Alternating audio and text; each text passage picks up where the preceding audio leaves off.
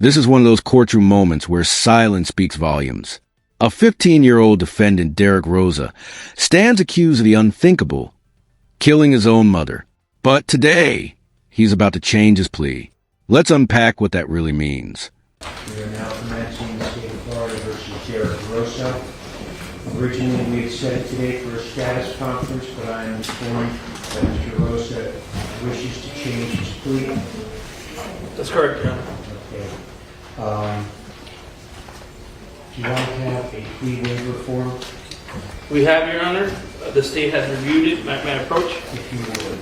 And of course, I ask for these because not only does it contain all of the rights, but it also lays out the negotiated plea with the state.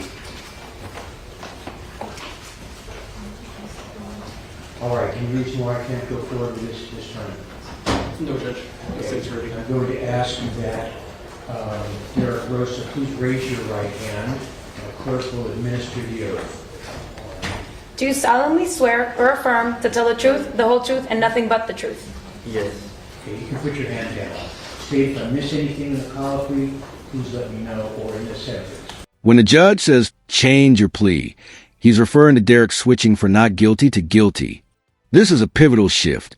It means the defense and prosecution likely reached a deal, sparing Derek from a full jury trial. Please let me know. Yes, sir. Would you prefer that I call you Derek or Mr. Rosa? What are you more comfortable with? Derek is fine, Your Honor. Okay, thank you. I've sworn you under oath. Your lawyers tell me that you wish to change your plea today, and that requires me to talk to you for a while. Okay? I'm going to ask that you respond to my questions out loud and in full words. Are you good with that? Yes, Your Honor. Okay, good. If at any time you have any questions, just raise your hand or say so. I'll let you talk with Ms. Riello so that we satisfy whatever your questions are. Okay? Yes, Your Honor. All right. Now some of these questions are going to sound dumb, but work with me because I'm required to ask them in the way that I ask them. Okay? All right. For starters, are you Derek Rosa, who was born on August 26, 2010? Yes, Your Honor. Good. I have to establish that I'm the right person. Okay? And you are the defendant that's charged in this case, correct? Yes, Your Honor. Okay, good. Are you under the influence of any alcohol or drugs as you sit there right now? No, Your Honor. Do you take any medications that would keep you from understanding what's going on around you? No, Your Honor. Okay. Do you mind if I ask, are you taking any medications now? No, Your Honor. Okay.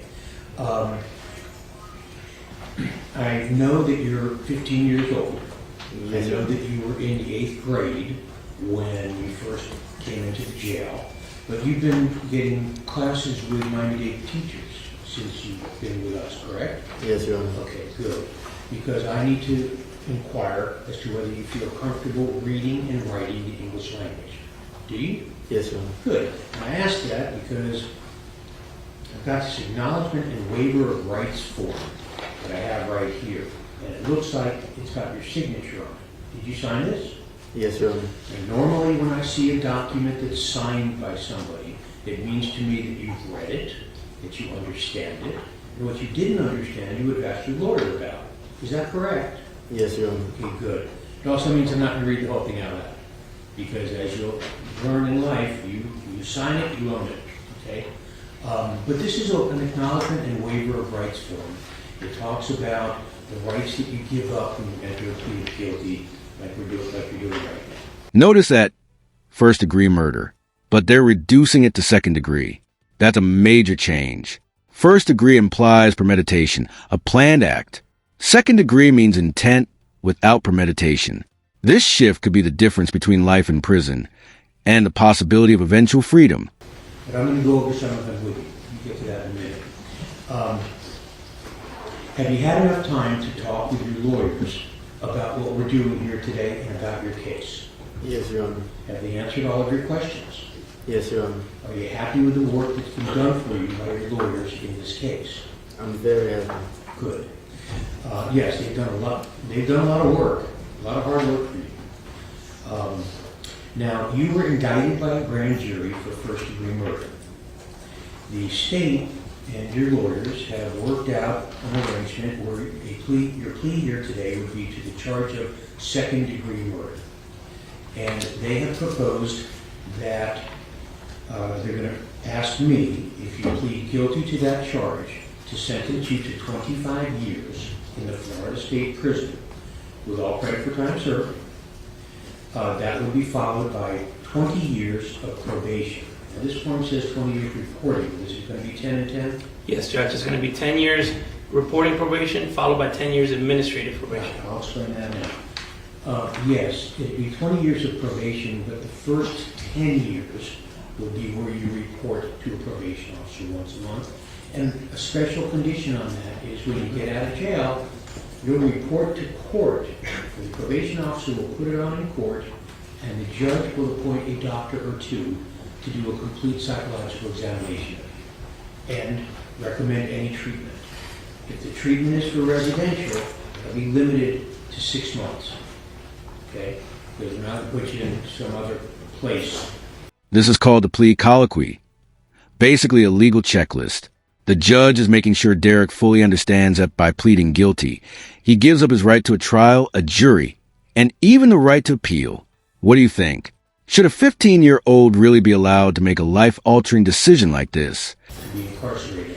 But I think it's important that doctors get a look at you when you get out to see what, if any, treatment you need. So that's going to be a condition of the first 10 years of probation. After 10 years, the next 10 years of probation will be what we call administrative or non-reporting. As one condition. Don't get arrested. Okay. Do you understand this plea? The 25 followed by 10 and 10? Yes, Your Honor. Okay. Has anybody promised you that something different than that was going to happen if you pled guilty? No, Your Honor. Is anybody forcing you, threatening you, or making you enter this plea against your will? No, Your Honor. All right. I want to talk to you a little bit about some of the rights that you're waiving when you plead guilty. And those are all the rights that are part of the trial. Because you have a right to go forward to a trial with your lawyers there next to you, fighting hard for you. You have the right to go to this trial and have a jury decide if you're guilty or not. At a trial, the state would be held to the burden or the task, their job would be to prove you guilty beyond a reasonable doubt, which is the highest standard that we give to a jury in the United States. That's part of the rights, the lawyer, the jury, the heightened standard, and your lawyers would have the opportunity to confront and question all the witnesses that are presented against you, basically to test the evidence, if you will. Do you understand these rights? Yes, Your Honor. Okay. At a trial, you would have the right to testify, if you wanted to, explain yourself. You would have the right to bring in witnesses and tell your side of the story. If you decided not to present witnesses or testify, you could assert your right to remain silent, and I would tell a jury they could not hold their silence against you. Do you understand these rights? Yes, Your Honor. And finally, if you were found guilty at a trial and you received a sentence, you would have the right to take the case to a higher court where it's reviewed by 3 judges who look at everything we've done here to determine whether any mistakes were made that would require a new trial. We call that an appeal. So all of these things I'm talking about, appeals, juries, confrontation, lawyers, reasonable doubt, all of these things are protections that you get by way of trial. Because generally speaking, we don't want people to get found guilty if they're not guilty. So we put all these safety things in place to try and be as certain as we can. But those are your rights as part of the trial. If we do this plea, we're not going to have a trial, and you give those rights up. Do you understand that? Yes, Your Honor. Okay. If you are not a United States citizen, entry of this plea subjects you to deportation to your native country. Do you understand? Yes, Your Honor. If you get in trouble again, this case could be used against you to make your next case, if you were to come back with another case, it could make your next case more serious, either by the degree of the offense or by the amount of time you could be forced to serve in jail. Do you understand that? Yes, Your Honor. Okay. I'm required to ask this one. If this is a sexually violent or sexually motivated offense, or if you've ever been convicted of an offense like that, you will be reviewed at the end of your prison sentence for potential commitment. Here's the gut punch. Even though he's avoiding a trial, Derek is still facing decades behind bars. 25 years minimum, followed by 20 more on probation. Do the math. That's his entire youth and early adulthood gone. It's tragic, no matter how you slice it. As a civil sexual offender. Do you understand? Yes, Your Honor. Okay. Is there anything additional that the state believes should be asked as part of the colloquy of the defendant under the rules? Yes, Judge, just a few things. One of the requested conditions is that as part of probation, that the defendant have no contact with Frank Ramos and Frank Ramos's daughter by the initials AR. That would be a condition of reporting probation and administrative probation. Any other conditions that I missed? As for our conditions, no. I do have the score sheet and the information to file in the court. You're right, I did not mention that. Let me do those two things now, and then I'll cover anything else that I missed. Thank you. Yes. All right. One of the things I missed when I talked to you about what the sentence was is that one of the conditions of the probation is going to be a no contact order. And you heard with Frank Ramos or the minor child. Do you understand? Yes, Your Honor. Okay, because that's a part of this plea. And also, I am required to inform you through the course of this, and I just left it out, that someone charged like you are with this offense could face anywhere from 246 months, which is, as I did, 20 and a half years, up to life in prison. Okay? That's what we call our guidelines range. And also, if you were to violate your probation, you would be subject, depending on what happens, up to a life in prison sentence. So those are the guidelines ranges, 246 months up to life. Anything else needed to be done in this colloquy, sir? No, Judge, can I pass forward those documents? You sure can. Thank you. And the information has been signed and sworn to. All right, so I've gone over all these rights. The state has filed a new information, a second-degree murder. Do you waive any defects in the form of this, Mr. Riello or Mr. Lopez? No, Judge. Okay, thank you. And I will ask you at this time, would you like to enter a plea of guilty to the charge of murder? Well, you know what? In a factual basis now, or I'm going to ask you this. Do you wish to enter a plea of guilty to the charge of murder in the second degree with a weapon? Yes, Your Honor. Okay, thank you. I'm going to ask the prosecutor if he would present to us now a factual basis for this plea. Yes, Judge. On October 12th, 2023, And there it is, the confession. Cold, direct, and final. The evidence is internet searches, the call, even the photos, paint a haunting picture. But beneath it all lies a question. What drives a child to commit something so irreversible?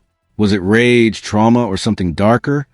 the body of Irina Garcia was discovered in her bedroom. Ms. Garcia was discovered to have had multiple stab wounds to her body, to include her back, her facial area, her neck, and her throat. The medical examiner determined that the cause of death was multiple stab wounds and the manner of death was homicide. The investigation led to the defendant, Derek Rosa. Derek Rosa was in fact the person who contacted 911 to report the killing.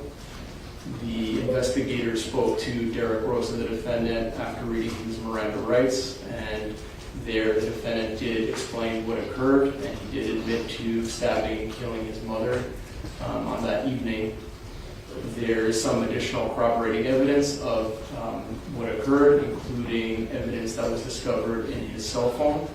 There was evidence of searches having been conducted that suggested he was researching the best way to kill someone, and specifically looked for the carotid artery. Additionally, evidence does show that after the murder, the defendant did make contact with a friend by phone. His initials are CG.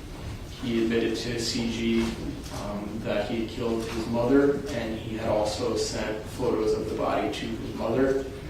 There is other evidence that photos were sent using the Discord application to friends and students from his school.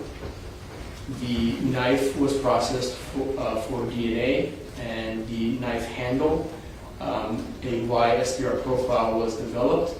The YSDR profile on the handle of the knife matches the YSDR profile of the defendant.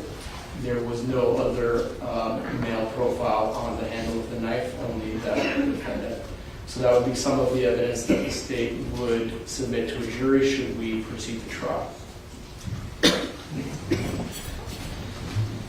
Derek, you have heard what Mr. Morris just said was the evidence that they would intend to produce at a trial, and evidence that you were the person who killed Irene Garcia, your mother. Is what he told me accurate? Yes, Your Honor. Okay.